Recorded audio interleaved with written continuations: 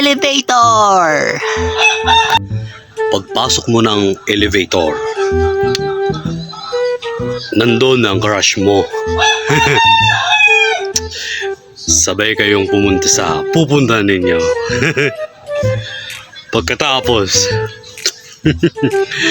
biglang napautot yung crush mo. Tapos, ikaw naman, napatawa ka. Biglang lumabas yung sipon mo. Tapos lumubo pa.